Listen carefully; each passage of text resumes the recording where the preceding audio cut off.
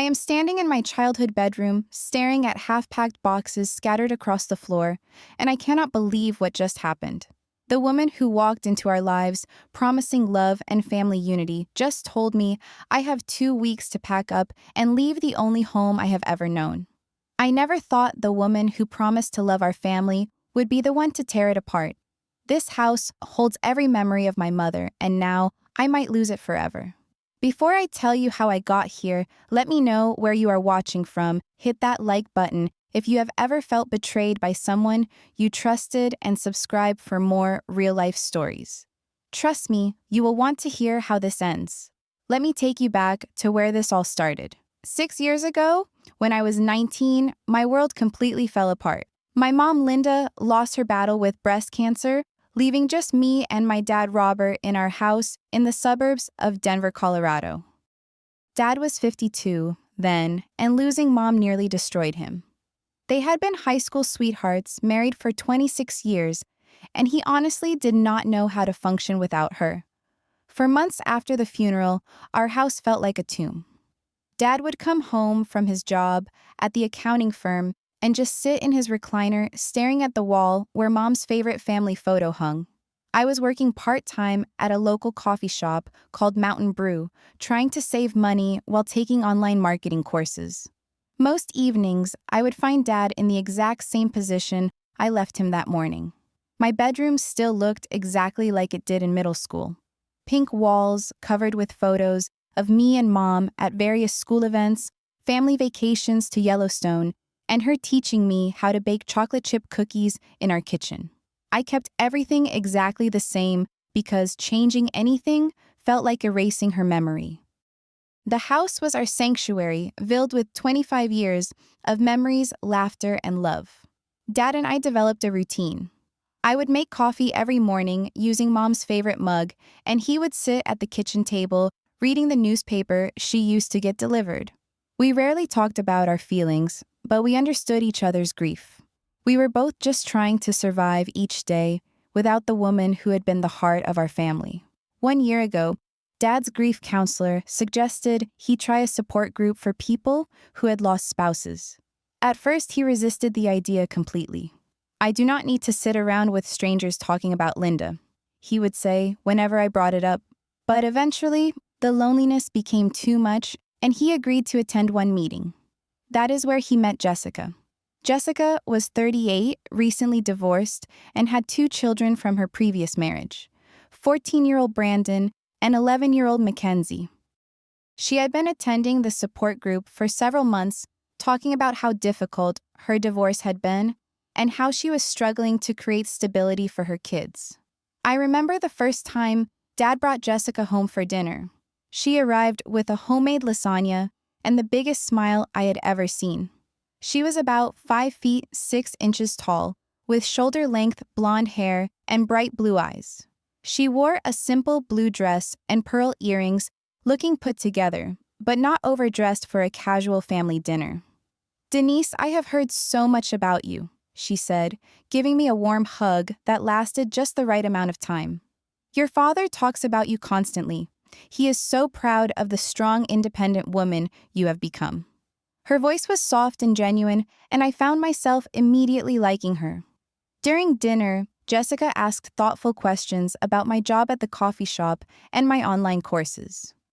She seemed genuinely interested when I told her about my dream of starting my own marketing consulting business someday. "That sounds incredible," she said. "I wish I had your ambition when I was your age." She told us about her own struggles as a single mother. Her ex-husband had left her for his secretary, a classic midlife crisis situation that had devastated their family financially and emotionally. "Brandon and Mackenzie have been through so much," she said with tears in her eyes. "All I want is to find a stable, loving environment where they can heal and thrive." I watched my father throughout that evening, and I had not seen him smile that much since before Mom got sick.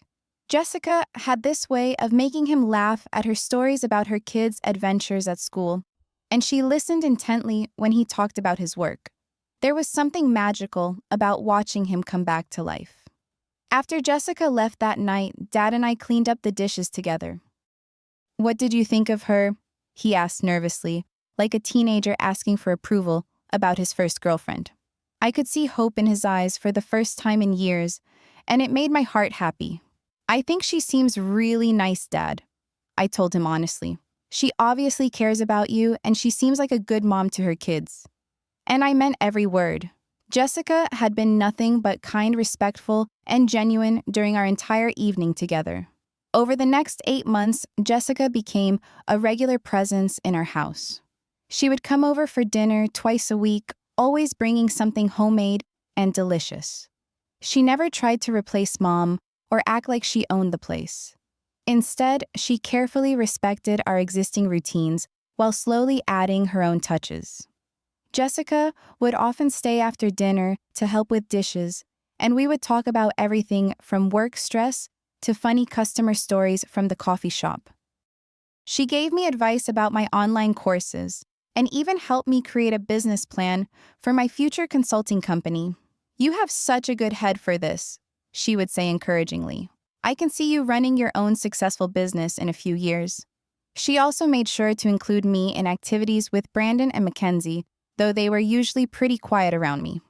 "They are just shy," Jessica would explain. "The divorce really affected their ability to trust new people, but they will come around." Brandon was a typical 14-year-old boy, always glued to his phone or playing video games.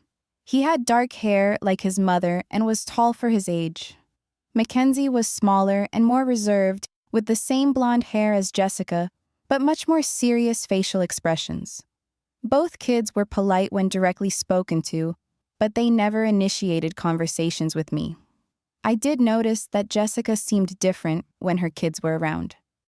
She was more focused on them and less talkative, which I assumed was just normal mom behavior. She would make sure they had everything they needed and often seemed stressed about their adjustment to our family dynamic. 8 months into their relationship, Dad pulled me aside one evening after Jessica had gone home. His face was glowing with happiness, and I knew what he was about to tell me before he said the words. "Sweetheart, I asked Jessica to marry me tonight, and she said yes," he announced, pulling me into a tight hug. I know this might feel fast, but at my age, when you know something is right, why wait? I was genuinely happy for him. Seeing Dad find love again after years of devastating loneliness felt like a miracle. "That is wonderful news, Dad," I said, and I truly meant it. "When are you thinking about having the wedding?" "We want something small and simple, maybe just in the backyard with close family and a few friends," he said. Jessica suggested having it here at the house since it means so much to both of us. That evening, Jessica returned with a bottle of champagne to celebrate the engagement. She was practically glowing with excitement and immediately pulled me into the planning process. "Denise, I would be so honored if you would be my maid of honor," she said, with tears in her eyes. "I know I can never replace your mother, but I hope we can build our own special relationship." I was genuinely touched by her request.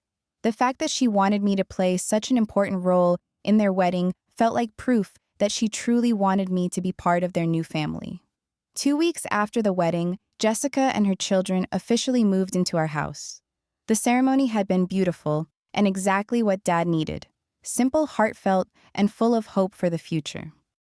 I had walked her down the short aisle we created in our backyard, and seeing Dad's face when she appeared in her simple white dress was a moment I will never forget.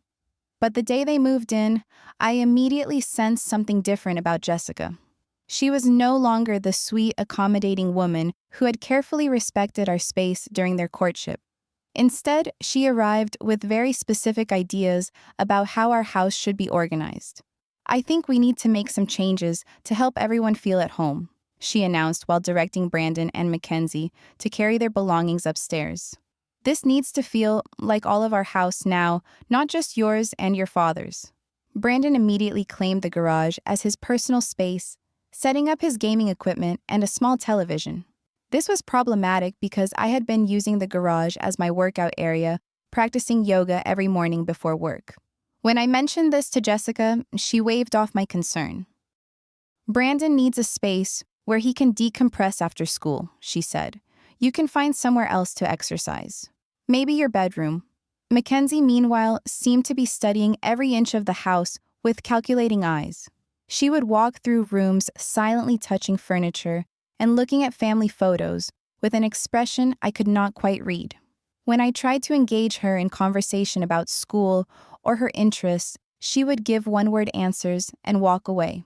The first major change happened during their second week in the house. I came home from work to find Jessica packing up all of Mom's decorative items that had been displayed throughout the living room and dining room. "What are you doing with those?"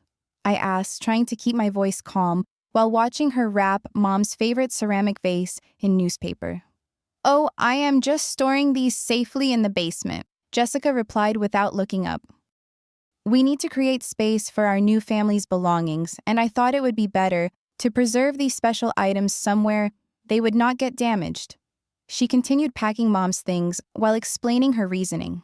"Denise, I understand these items have sentimental value, but if we are going to move forward as a blended family, we need to create new memories together. Living surrounded by reminders of the past is not healthy for any of us, especially your father." I watched in stunned silence as she removed the framed photo of Mom, Dad, and me from our last Christmas together. In its place, she hung a professional family portrait of herself, Brandon, and Mackenzie from before their divorce. "Where did this picture come from?" I asked, noting that it looked like it had been taken recently, not during her previous marriage. "Oh, we had this taken a few months ago," Jessica said casually. "I thought it would be nice to have updated family photos around the house." That evening, when Dad came home from work, he walked through the living room without seeming to notice that everything had changed. When I asked him about it later, he said, "Jessica is right, honey. Your mother would want us to create new, happy memories, not live in a museum." But it was not just about redecorating. Jessica also began implementing what she called house rules to help everyone adjust to living together. These rules seemed specifically designed to limit my access to common areas of the house.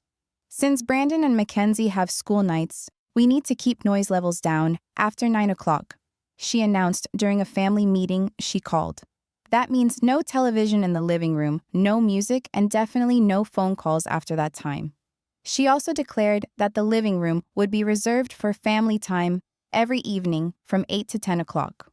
"This is when we will bond as a new family unit," she explained. Brandon and Mackenzie need this stability after everything they have been through. The problem was that family time seemed to include only Jessica, Dad, Brandon, and Mackenzie.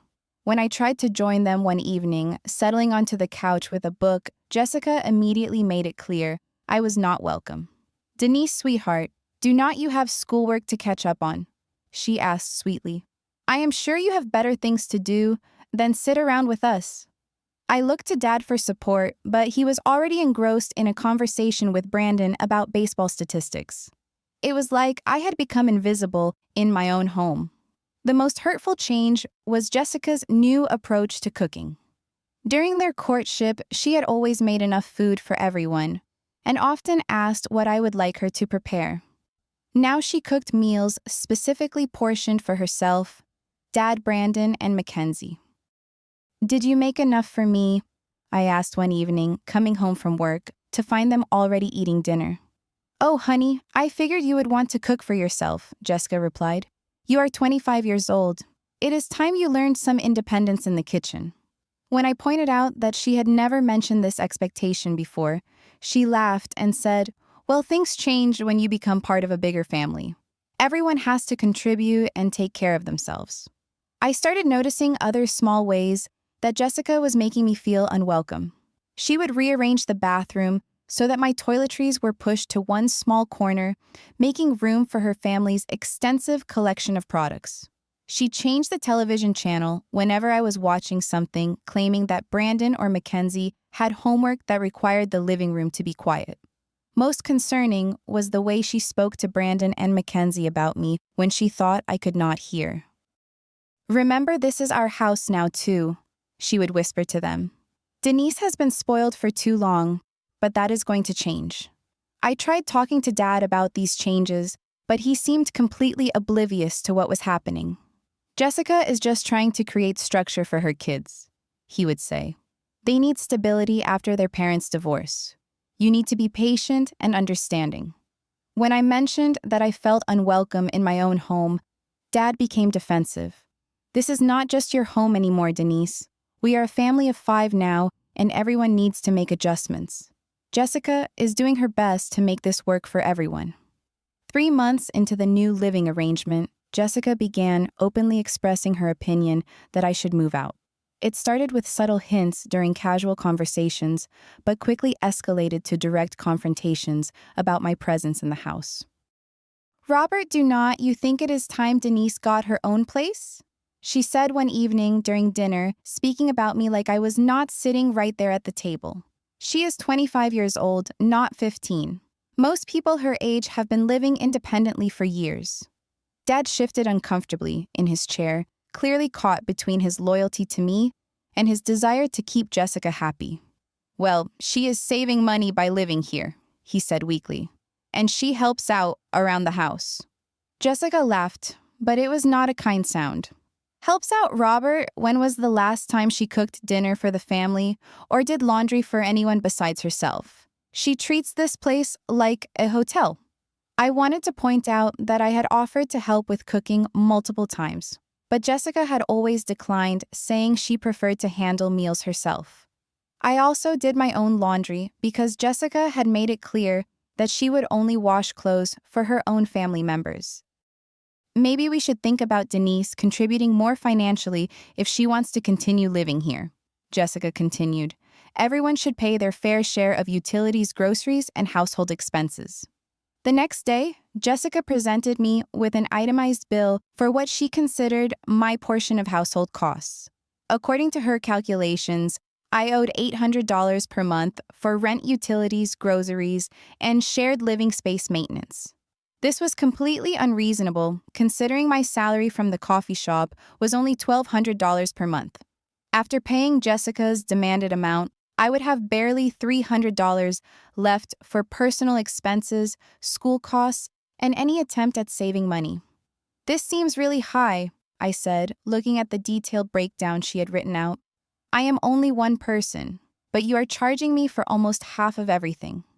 "Well, you are using half the space," Jessica replied matter-of-factly. "Your bedroom is the largest upstairs. You use the main bathroom and you have access to all the common areas. If you do not like the arrangement, you are welcome to find somewhere else to live." When I brought this financial demand to Dad, hoping he would see how unreasonable it was, he surprised me by taking Jessica's side. "She has a point, sweetheart," he said. "You are an adult now, and adults contribute to household expenses. Maybe this will motivate you to work more hours or find a better paying job." I felt like I was living with strangers who had taken over my family and my home. The woman who had been so supportive of my business dreams was now treating me like an unwelcome burden who needed to be financially pressured into leaving. But the situation became much worse when Jessica discovered Mom's jewelry box in my bedroom closet. I had kept Mom's jewelry box on my dresser until Jessica moved in, but I moved it to my closet for safekeeping when she started rearranging the house. Inside was the pearl necklace Mom had given me on my 18th birthday. Along with her wedding ring, a few other pieces she had inherited from her own mother, and some costume jewelry she had collected over the years. One afternoon, I came home from work to find Mackenzie wearing Mom's pearl necklace. She was sitting at the kitchen table doing homework, and the necklace was clearly visible around her neck. "Mackenzie, where did you get that necklace?" I asked, trying to keep my voice calm, even though my heart was racing. "I found it in a box," she said, without looking up from her math homework. "Mom said I could wear it since it matches my dress for the school dance." Jessica appeared from the living room before I could respond. "Is there a problem?" she asked with an innocent expression that did not match the tension in her voice. "That necklace belonged to my mother," I said firmly. "It was a gift she gave me, and it has a lot of sentimental value. I need Mackenzie to give it back." Jessica's face immediately shifted to an expression of hurt surprise. "Denise, I had no idea it was so special to you. Mackenzie found it in a box in the basement and thought it was pretty. She was not trying to take anything that belonged to you." "It was not in the basement," I said, feeling my anger rising. It was in my bedroom closet in my mother's jewelry box. Well, maybe you should have mentioned that certain items were off limits, Jessica replied. How was Mackenzie supposed to know she is just a little girl who thought she found a pretty necklace? Mackenzie had not said a word during this exchange, but she was watching both of us carefully. When I reached out to unclasp the necklace, she pulled away from me. I want to wear it to the dance, Mackenzie said quietly. It looks good on me. Sweetie, if it belongs to Denise, you need to give it back, Jessica said. But her tone suggested she was only saying this because I was standing there demanding it. I carefully removed the necklace from Mackenzie's neck, and she immediately started crying. That is not fair, she shouted. Why can she not share we are supposed to be a family now? Jessica immediately comforted Mackenzie while giving me a disapproving look. I thought we were all trying to blend our families together, she said. Sharing is an important part of being a family, Denise. This is not about sharing, I said, holding the necklace protectively. This was my mother's, and she specifically gave it to me. Some things are not meant to be shared. That evening, Dad came home to find Jessica visibly upset and Mackenzie still sniffling about the necklace incident. Jessica had clearly spent the afternoon telling her version of the story because Dad immediately approached me with a disappointed expression. Denise, Jessica told me what happened with the necklace, he said. I understand it belonged to your mother, but you made Mackenzie cry over a piece of jewelry. She is just a child who thought she found something pretty. Dad, she went through my personal belongings in my bedroom, I tried to explain. This was not something she found lying around. She went into my closet and took something from Mom's jewelry box. Well, maybe you should keep your valuable items in a safer place, Dad replied. And maybe you should think about being more generous with a little girl who has been through a difficult divorce. I could not believe what I was hearing. My own father was essentially telling me that I should have hidden my mother's belongings better to prevent his new stepdaughter from taking them. The final confrontation came 2 weeks later on a Tuesday evening when I arrived home from a particularly long shift at the coffee shop. I was exhausted, my feet hurt, and I just wanted to grab some dinner and relax in my room. Instead, I found Jessica sitting at the kitchen table with a serious expression on her face. She had clearly been waiting for me to come home. We need to talk, she said, without any greeting or pleasantries. This living arrangement is not working anymore, and we need to address it directly. I sat down across from her, already knowing that whatever she was about to say would change everything. Denise, I have tried to make this work, but I think it is best for everyone if you find your own place, Jessica said in a tone that suggested she had rehearsed this speech. Brandon and Mackenzie have been through enough trauma with the divorce, and they deserve to feel completely at home here. She continued listing her reasons while I sat in stunned silence. You make noise in the mornings when they are trying to sleep in on weekends. You use the bathroom for too long when they need to get ready for school. Your presence makes them feel like guests in what should be their permanent home. This is my home too, I said quietly. I have lived here my entire life. And now you are 25 years old, Jessica replied. Most people your age moved out years ago. You have had plenty of time to save money and establish independence, but instead, you have chosen to stay here and avoid adult responsibilities. She had clearly thought through every possible argument I might make. I have looked at apartments in the area, and there are several nice places you could afford if you budget properly. You could even get a roommate to share expenses. You want me out by when? I asked, though I was afraid to hear the answer. I think 2 weeks is reasonable, Jessica said. That gives you time to find a place and pack your belongings. I am sure your father will help with moving expenses if needed. That night, I lay in bed staring at the ceiling, trying to process what had just happened. The woman who had promised to love our family was essentially kicking me out of my childhood home. The room that held every memory of growing up with loving parents was about to be taken away from me. But what hurt the most was that I knew Dad would support Jessica's decision. Over the past few months, he had consistently chosen her side in every disagreement, and I had no reason to believe this would be different. Instead of falling apart, I decided to fight back. but I knew that emotional arguments and personal appeals would not work with Dad. He was completely under Jessica's influence, and I needed concrete evidence to show him what kind of person he had actually married.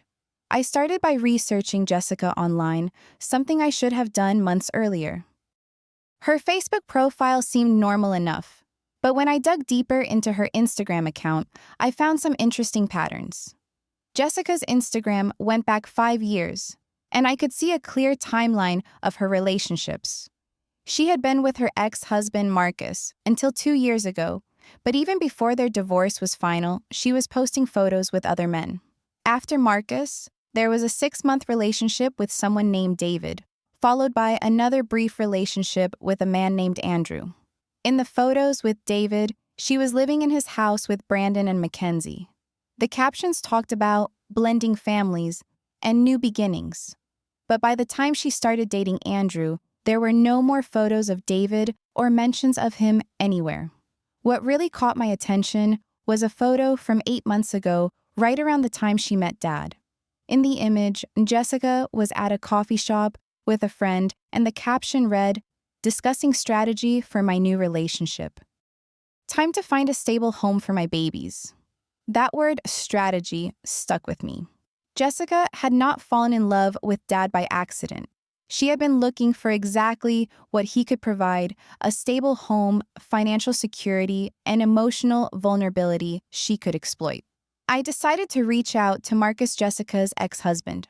Finding his contact information took some detective work, but I eventually located his Facebook profile and sent him a carefully worded message. "Hi, Marcus. I hope you do not mind me reaching out. I am Denise, and my father recently married your ex-wife, Jessica. I am having some concerns about the situation and wondered if you might be willing to talk with me about your experiences with her." Marcus responded within hours, and his message immediately confirmed my suspicions. "I am so sorry you are going through this," he wrote. "Jessica did the exact same thing to my son from my previous marriage. She systematically made him feel unwelcome until I agreed to send him to boarding school. By the time I realized what she was doing, the damage was done, and my relationship with my son was destroyed." We arranged to meet at a coffee shop the next day, and Marcus told me a story that was almost identical to what I was experiencing. Jessica had been sweet and accommodating during their courtship, but once she moved in with her children, she had immediately started working to eliminate his son from the picture. "She is brilliant at playing the victim," Marcus explained. "Whenever I questioned her treatment of Tyler, she would start crying and saying I did not understand how hard it was for her children to adjust. She made me feel guilty for defending my own son." Marcus had brought copies of text messages and emails that showed Jessica's true feelings about Tyler. In one text to her sister, she had written, "I cannot build the life I want for Brandon and Mackenzie with Tyler around. He takes up too much of Marcus's attention and resources. She convinced me that Tyler would be happier at boarding school." Marcus continued, "She said it would give him structure and opportunities he could not get at home. But really, she just wanted him gone so her kids could have all my attention and financial support." Marcus also had financial documents showing how Jessica had gradually taken control of his household budget, redirecting money away from Tyler's expenses toward things for Brandon and Mackenzie. "The worst part is that she turned Brandon and Mackenzie against Tyler," Marcus said. "They started complaining about him, constantly saying he made them feel uncomfortable and unwelcome. Later, I realized Jessica had coached them to say these things." I asked Marcus if he would be willing to help me show Dad what Jessica was really like, and he immediately agreed. "I do not want another family destroyed like mine was," he said. "If there is anything I can do to prevent that, I will." That evening, I started paying closer attention to Jessica's private conversations. She often talked on the phone with her friends while doing housework, and she assumed I could not hear her from my bedroom. But if I left my door open slightly, I could hear everything she said in the kitchen. Over the next week, I used my phone to record 3 different conversations where Jessica explicitly talked about her plan to get me out of the house. In one call, she said, Getting Robert's daughter out was easier than I thought. Men are so naive when they are grieving. In another conversation, she discussed her long-term plans for the house. Once Denise is gone, I am going to refinance the house in my name, she told someone. Robert will sign whatever I put in front of him. Within a year, this will be my house, and he will be completely dependent on me. The most damning recording was when Jessica talked about Dad's finances. He has a good retirement account and some savings, she said. Once I have legal control of the house, I can start moving money around. Brandon will need college funds, and Mackenzie will want to go to private school. Armed with these recordings and the information from Marcus, I planned what I decided to call a family meeting. I told Dad that I needed to discuss the living situation with him and Jessica together, and I asked if we could all sit down on Sunday afternoon. I also invited Marcus to join us, though I did not tell Jessica or Dad about that part of the plan. Sunday afternoon arrived, and I set up my phone to record everything that was about to happen. Dad and Jessica sat on the living room couch, both expecting me to either accept the moving deadline or negotiate for more time. Instead, I played the first recording of Jessica talking about getting me out of the house. Dad's face went completely white as he heard Jessica's voice saying, "Getting Robert's daughter out was easier than I thought. Men are so naive when they are grieving." "What is this?" he asked, looking between me and Jessica with confusion. Jessica immediately went into damage control mode. "Denise, how dare you record private conversations?" she said with anger that seemed genuine. "That is a complete violation of my privacy, and you have taken my words completely out of context." "Let me provide some context then," I said, and played the second recording about refinancing the house. Dad stood up from the couch as he heard Jessica discussing plans to take legal control of his house and finances. "Jessica, what is she talking about?" he asked with a voice that was getting louder. "Robert, you cannot believe these recordings," Jessica said, but her voice was getting higher and more desperate. "Denise has obviously edited them to make me sound bad. This is exactly the kind of manipulative behavior I have been trying to protect you from." That was when I opened the front door and invited Marcus inside. "Marcus can provide some additional context," I said, as Jessica's face turned pale at the sight of her ex-husband. Marcus calmly told Dad about his experience with Jessica, showing him the text messages and emails about Tyler. He explained how Jessica had systematically isolated his son until Marcus agreed to send him away. "She did the exact same thing to my family that she is doing to yours," Marcus said. "And if you let her, she will convince you that Denise is the problem just like she convinced me that Tyler was the problem." Dad looked at Jessica clearly, waiting for her to explain or deny what Marcus was saying. Instead, Jessica's mask completely slipped away. "Fine," she shouted, standing up from the couch. "You want the truth? Yes, I think Denise should move out. She is 25 years old, and she acts like a spoiled child who expects everyone to take care of her forever. She was no longer the sweet, vulnerable woman who had won Dad's heart. This house is too small for all of us, and my children deserve to feel at home here. They have been through enough trauma, and they should not have to compete with your grown daughter for attention and resources." Jessica continued her rant, revealing thoughts and feelings she had clearly been hiding for months. "I have tried to be patient and understanding, but Denise makes no effort to include Brandon and Mackenzie in anything. She acts like they are intruders in her precious family home. And yes, I think this house should belong to me, and my children eventually," she said defiantly. "I am your wife now, and my kids are your responsibility. Denise can take care of herself, but Brandon and Mackenzie need security and stability." Dad stared at Jessica like he was seeing her for the first time, which in many ways he was. The woman standing in our living room screaming about her rights and her children's needs was nothing like the gentle, grateful person who had thanked him for opening his heart to love again. "I think you should pack your things and leave," Dad said quietly. "You and your children need to be out of this house by next Sunday." Jessica's face cycled through a shock anger, and finally cold calculation. "You will regret this, Robert," she said. "Denise has poisoned you against me and my children. when you realize what you have lost, do not expect me to take you back." She stormed upstairs to start packing, and I could hear her on the phone immediately calling someone to complain about the trap I had set for her.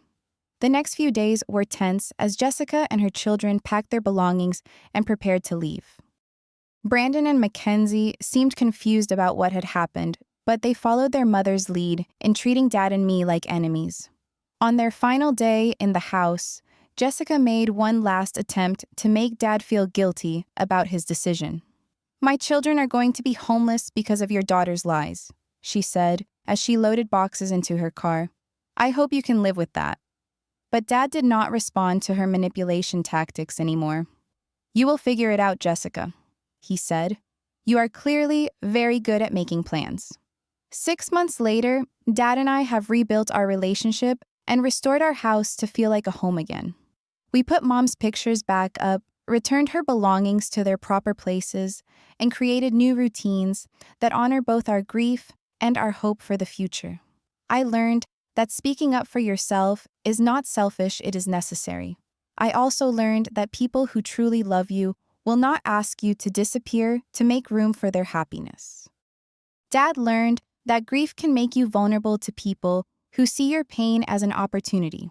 The most important lesson was about forgiveness. Dad apologized for choosing Jessica over me, and I forgave him because I understood how desperately he had wanted to believe that love could heal his loneliness. Jessica had taken advantage of his grief and my desire to see him happy, but ultimately, the truth was stronger than her manipulation. I did move out eventually, but it was my choice made when I was financially ready and emotionally prepared.